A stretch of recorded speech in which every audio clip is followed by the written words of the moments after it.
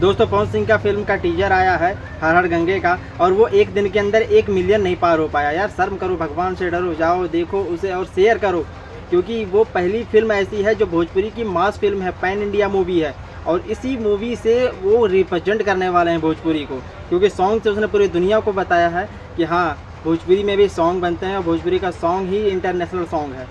और ये जो मूवी आने वाली है, ये लोगों को जो लग रहा था ना कि जब तक सियार शेर को ना देखे ना, तब तक सियार अपने आप को शेर ही समझता है। तो ये चीज़ है, हमें लगा कि ठीक है जो संघर्ष 2 है वो भी अच्छी फिल्म है, लेकिन जो हमारे कल्चर को दिखाएगी हम उससे अच्छा मानेंगे।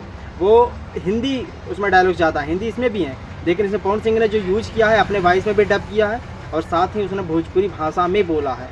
तो सबसे बड़ी बात यह है उसने अपने कल्चर को दिखाया, जो तो वो विदेशों में जाकर के शूट कर पाए हैं, वो सिर्फ अपने काशी में ही, अपने बनारस में ही जो लोकेशन दिया। यार क्या बात है।